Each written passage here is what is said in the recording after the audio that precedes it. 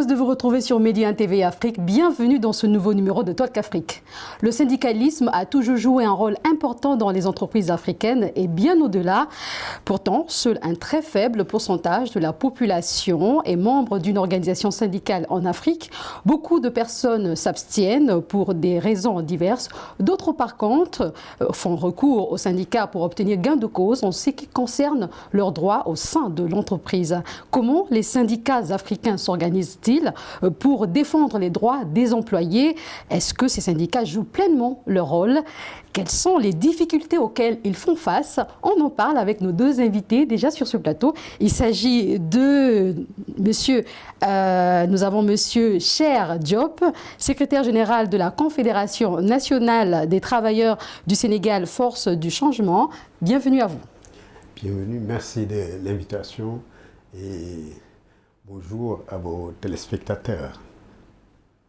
Merci à vous également, Monsieur Bamba Kassé. Vous êtes secrétaire général du syndicat des professionnels de l'information et de la communication du Sénégal. Oui, avec l'acronyme c'est SYNPICS. Donc bonjour, merci de l'invitation et toutes mes salutations à notre doyen Cheikh Diop, donc patron d'une des centrales syndicales les plus dynamiques du Sénégal. Avant de parler du rôle des syndicats, Monsieur Kassé, pouvez-vous nous définir tout d'abord une centrale syndicale, autrement dit un syndicat? Alors, le syndicat, c'est un regroupement de travailleurs, comme son nom l'indique. C'est une association privée qui regroupe des travailleurs, souvent d'un même secteur, d'une même entité, d'une même entreprise. Il y a différentes strates. Et puis, le syndicat également peut s'organiser sous forme de centrale, sous forme de fédération, sous différentes formes. Par exemple, mon vis-à-vis, M. Cheikh Diop, était pendant très longtemps à la tête d'un syndicat qui s'activait dans le domaine donc, des hydrocarbures. C'est quelqu'un qui connaissait beaucoup le domaine de l'énergie. Aujourd'hui, il est patron d'une centrale syndicale. Dans une centrale syndicale, nous avons plusieurs syndicats de plusieurs secteurs qui se mettent ensemble au niveau d'une centrale. Moi qui vous parle, je suis à la tête d'un syndicat, d'un seul secteur, qui est le secteur des médias. Au Sénégal, il n'y a qu'un syndicat donc, dans le secteur des médias, c'est le SYNPICS. Et donc, nous, par exemple, on n'est pas affilié à un syndicat, à une centrale syndicale. Parce que, bon, nous sommes des journalistes, nous n'avons pas pensé opportun de nous affilier directement à une centrale et de laisser une autre centrale pour ne pas être accusé de parti pris.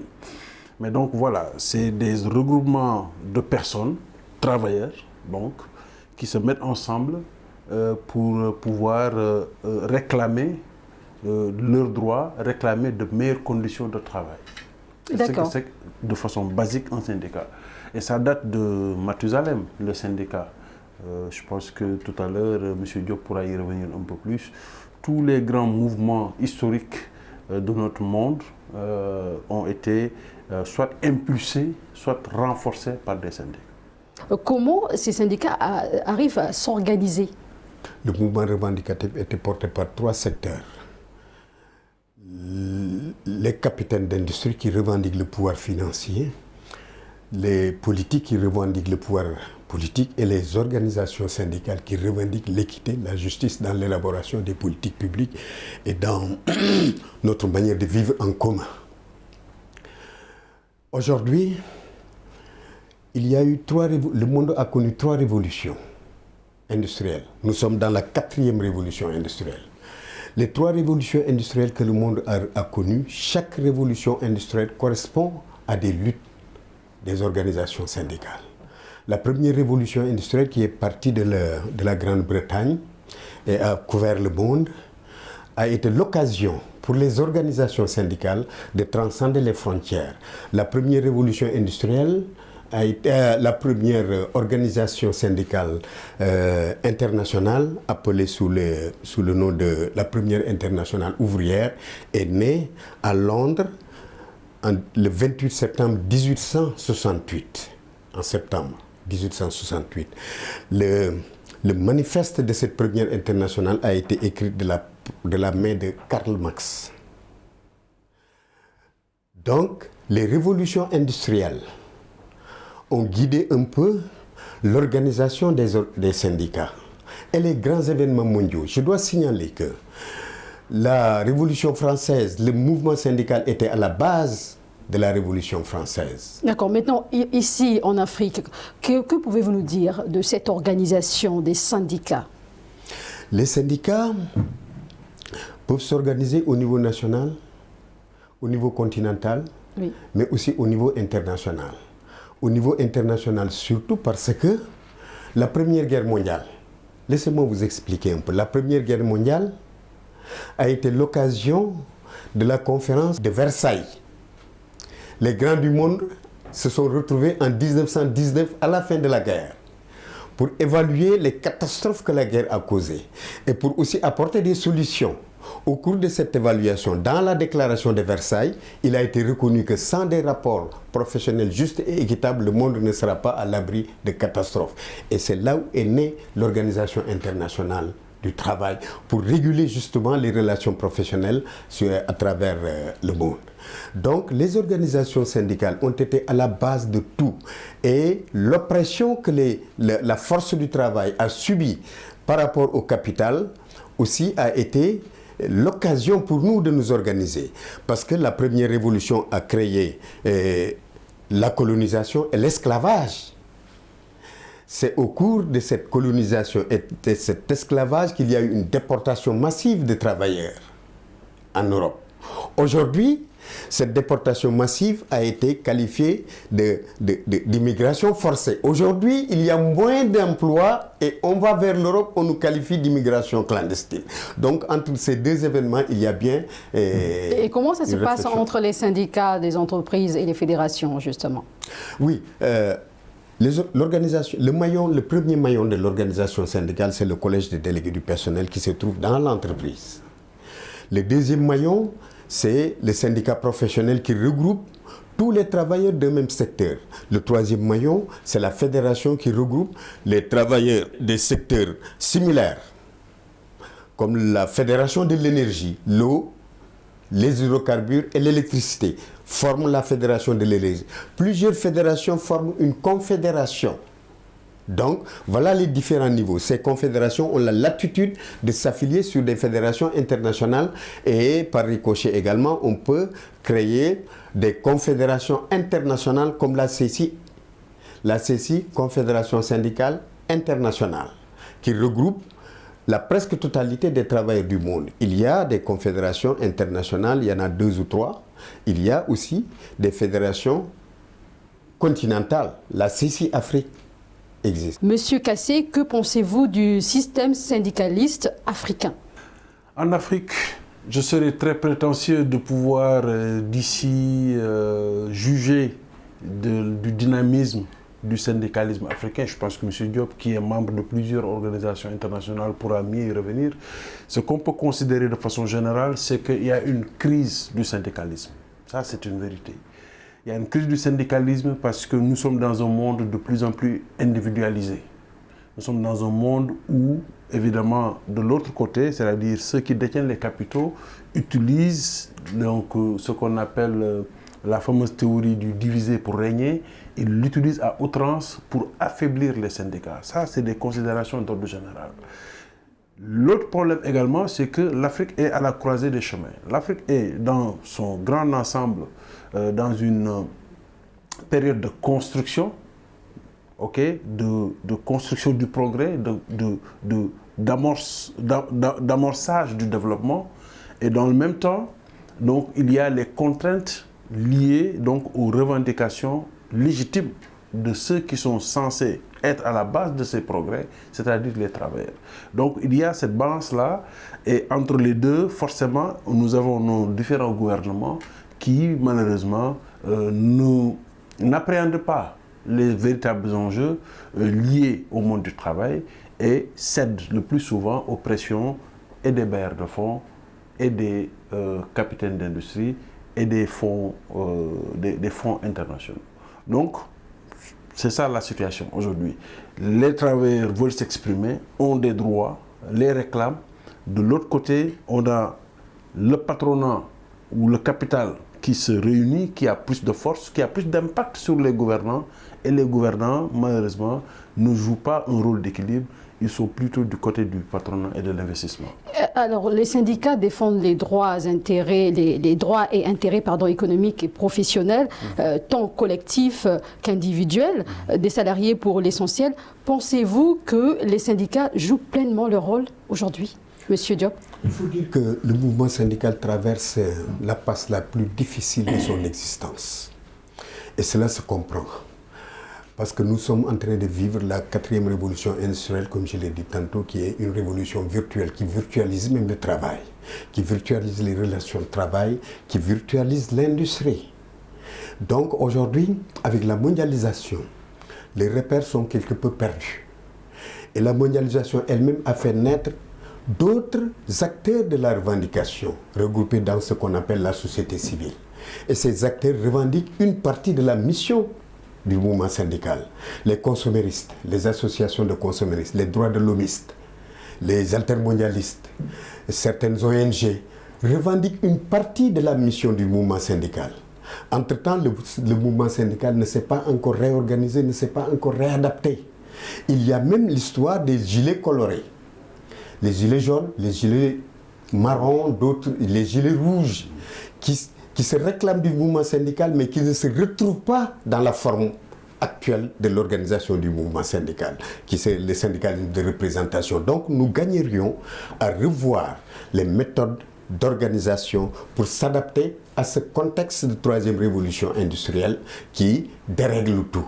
C'est ça la difficulté du mouvement syndical. J'ai envie de vous poser la question, que revendiquent les travailleurs? Si vous pouvez nous le dire un peu. Que revendiquent les travailleurs, plus précisément? Les travailleurs revendiquent d'abord une meilleure organisation des luttes et une meilleure prise en charge de leurs revendications. La situation, la seule responsabilité n'est pas portée par les organisations syndicales. Nous assistons également à une désyndicalisation des travailleurs. Si aujourd'hui on constate que les organisations syndicales ont plus d'adhérents que de militants. Les organisations syndicales n'ont plus de militants, mais ils ont des adhérents. Donc ça veut dire qu'aujourd'hui, la sauce syndicale ne s'accroche plus. Donc il nous appartient aujourd'hui de travailler pour réorganiser les luttes. Les luttes et les forces syndicales sont tellement dispersées au point qu'aujourd'hui nous avons du mal à prendre correctement en charge les relations, les revendications des travailleurs. Si on prend le cas du Sénégal, peut-être que ce ne sera pas la question. On va y revenir, si vous permettez. Je vais juste poser la question à M. Kassé. Au sein des entreprises, on parle également des délégués syndicaux. Comment peut-on désigner un délégué syndical et quelle est la durée de son mandat? Alors, écoutez, je pense que la norme, c'est que dans une entreprise donnée, les travailleurs ont besoin d'avoir des représentants. C'est pourquoi il est admis qu'on organise au sein des entreprises des élections pour déterminer qui sont les représentants des travailleurs.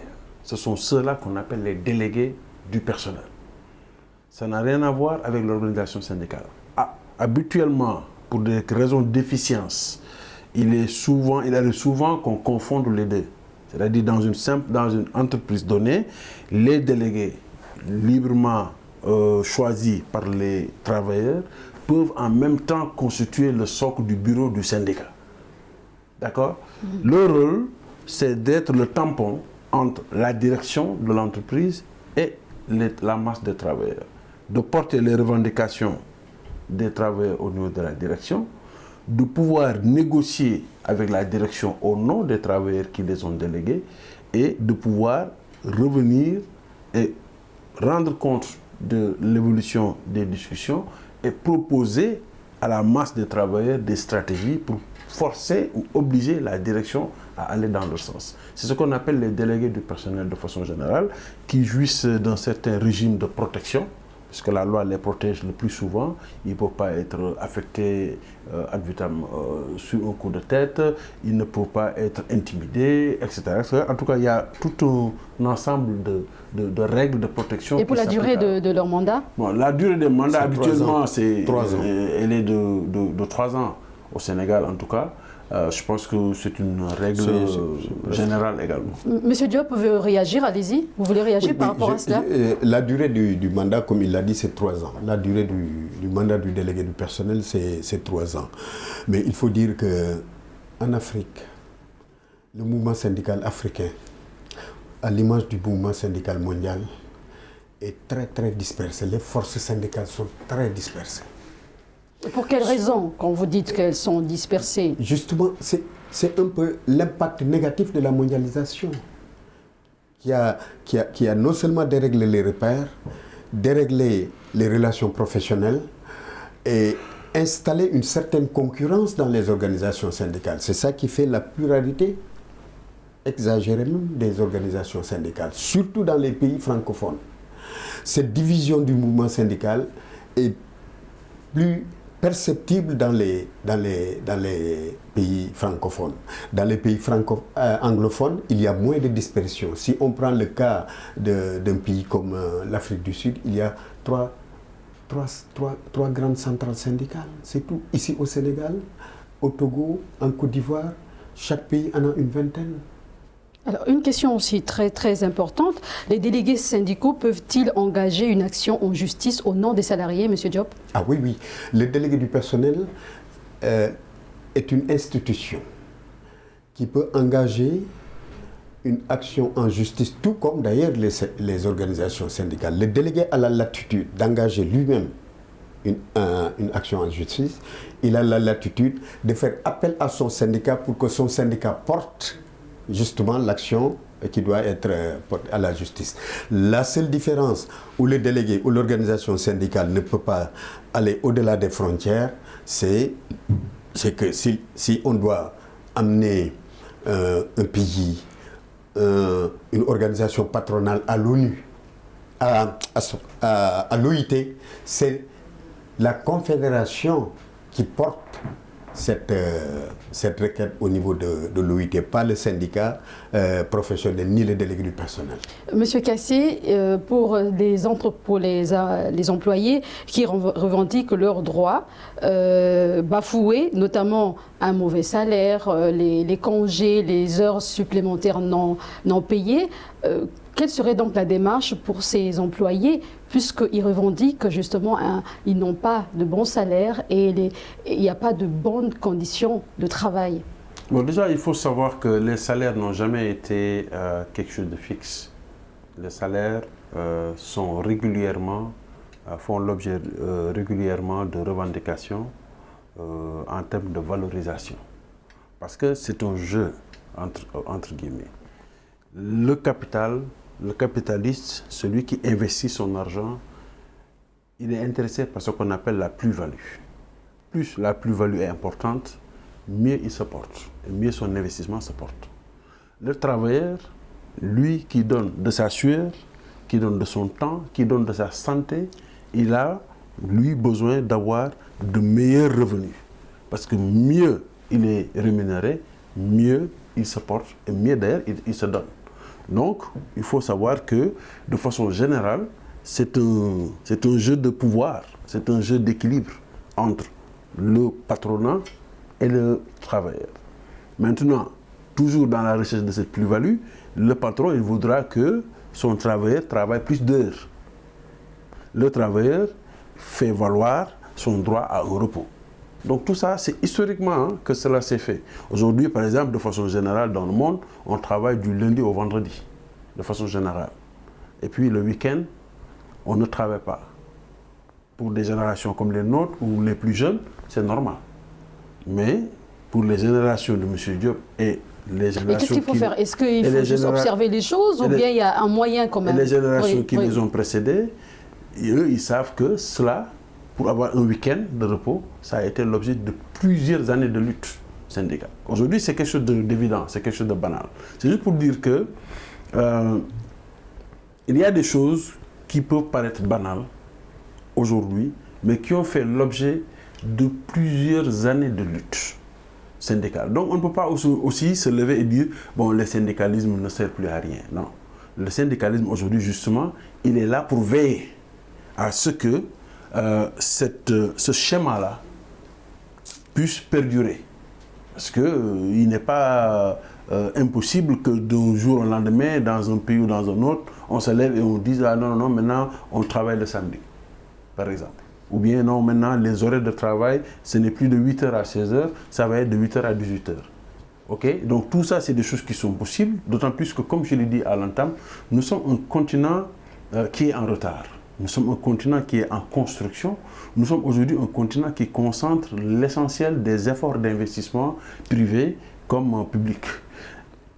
Alors, surtout, et je vais en terminer par là peut-être, surtout nous sommes un continent qui aujourd'hui accueille de plus en plus des milliers d'autres travailleurs venant d'autres pays.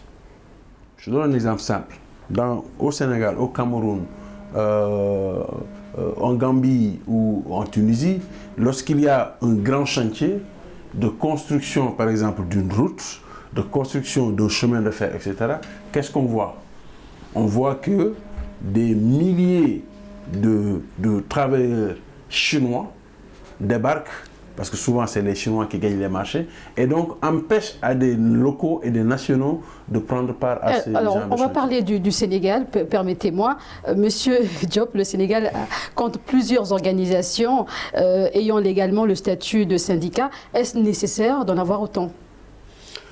Vous savez, il y a effectivement une dispersion constatée des forces syndicales qui occasionne plusieurs syndicats dans un secteur et plusieurs confédérations dans un pays. Voyez-vous. Donc cette situation-là est une passe extrêmement difficile pour le mouvement syndical sénégalais et africain en général, et même mondial. Hein. Donc il y a lieu véritablement de reconsidérer cette situation. Parce qu'aujourd'hui, au Sénégal, on a constaté que depuis plus d'une dizaine d'années, les organisations syndicales se battent pour le respect d'accords signés, le respect d'engagements pris. Et ils ne parviennent même pas à régler cette situation. Donc nous sommes en train de nous battre autour des revendications de restitution. On a acquis quelque chose par un protocole d'accord, on ne le respecte pas, on court derrière.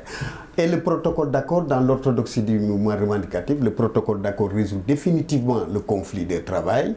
Aujourd'hui, au Sénégal, c'est le protocole d'accord qui en est la cause. Alors, il ne nous reste que quelques minutes. J'aimerais bien qu'on aborde un point très important. Il s'agit du nouveau code de la presse adopté en 2017. Alors, Monsieur Kassé, que peuvent attendre aujourd'hui les professionnels de l'information, de la communication comme changement grâce à ce nouveau code, sachant que le code parle de l'amélioration des conditions de travail des journalistes? Les protocoles d'accord, comme il l'a dit, sont maintenant à l'origine des problèmes syndicaux. Alors que lorsqu'on signe un protocole, ce protocole doit mettre fin à un conflit syndical. Je le reprends au mot pour vous expliquer un peu ce qui se passe dans le secteur des médias au Sénégal. D'abord, il faut noter que si le code a été voté en 2017, le code était déjà prêt en 2009. Donc il a fallu 8 ans pour que le code soit voté. Je ne pense pas que dans un pays développé, on aurait pu attendre 8 ans pour faire voter une loi. Pourquoi? Simplement parce qu'il y avait un petit amendement, un petit point, un petit article sur lequel les autorités politiques de façon générale, et quand je dis autorités politiques, je ne parle pas seulement du parti au pouvoir, je parle de tous les acteurs politiques, personne n'était d'accord sur cette disposition-là. Et ça nous a fait prendre 8 ans. Depuis 2017, donc, le code il est signé, il est voté, il a été promulgué, il a été publié. Il n'est pas encore effectif. Nous espérons que ça sera le cas très bientôt.